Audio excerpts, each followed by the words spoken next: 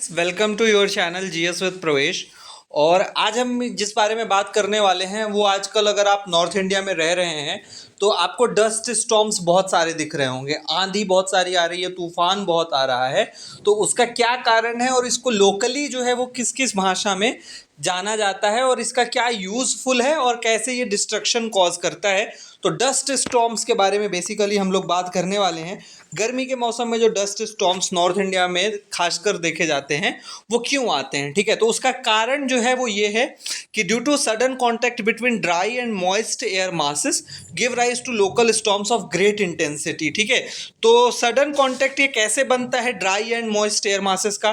तो गर्मी में क्या होता है, हमारा जो इंटर ट्रॉपिकल कन्वर्जेंस जोन होता है ITCZ, अगर आपने ज्योग्राफी थोड़ी भी पढ़ी है तो आपको ये पता होगा ITCZ क्या होता है। Inter tropical convergence zone basically एक लो प्रेशर एरिया होता है नियर इक्वेटर, लेकिन जब गर्मी पड़ती है तो ये नॉर्थवर्ड शिफ्ट हो जाता है।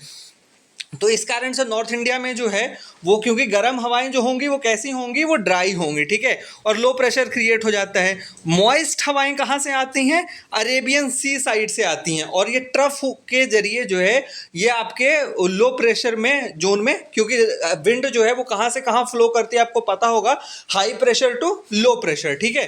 तो ये जो है जब dry and moist air masses contact में आती हैं तो लोकल स्टॉर्म्स जो हैं वो बहुत जो हाई इनकी मतलब तीव्रता बहुत ज़्यादा होती है, ठीक है। भयानक टाइप का तूफान जो आता है वो क्रिएट होता है। तो ये इसका कारण हो गया कि क्यों होता है।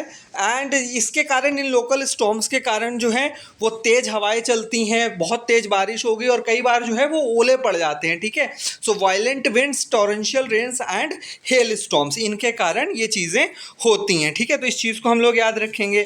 अब इनको लोकल स्टॉर्म्स को जो है वो अलग अलग नाम से जाना जाता है। कहीं पर इनको मैंगो शावर बोला जाता है, कहीं ब्लॉसम शावर्स बोला जाता है, कहीं इनको नॉरवेस्टर्स या काल बैसाखी बोला जाता है और कहीं इसको लू बोला जाता है, ठीक है। तो मैंगो शावर्स जो है इसको किस इलाके में बोला जाता है?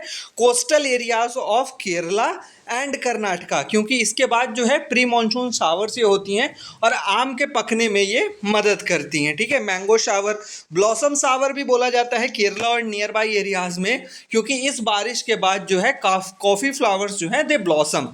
तो ब्लॉसम शावर भी बोला जाता है। तो दो नाम हमको पता चल गए, mango shower and blossom shower. Then these are known as nor'westers, और इनको जो है वो बंगाल में और असम में नॉरवेस्टर्स के नाम से जाना जाता है। And they are very dreaded evening thunder storms, ठीक है। शाम को आने वाली जो तेज़ तूफान टाइप का होता है जिसके कारण बहुत लोगों की जान जाती है, और इनको बंगाल में जो है वो काल बैसाखी के नाम से जाना जाता है। काल मतलब होता है death and Baisakhi means the month of बैसाख।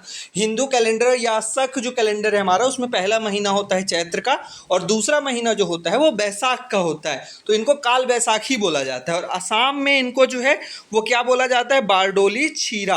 इनको असम में क्या बोला जाता है? बारडोली छीरा। तो ये चीज़ भी हम लोग याद रखेंगे।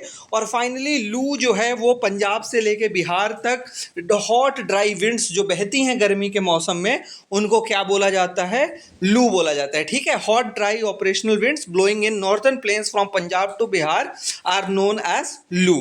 तो इस चीज़ को हम लोग याद रखेंगे, लू। तो हमको चार चीज़ें पता चल गई, चार तरह के thunderstorms, mango shower, blossom shower, nor'westers, kal baisakhi and लू।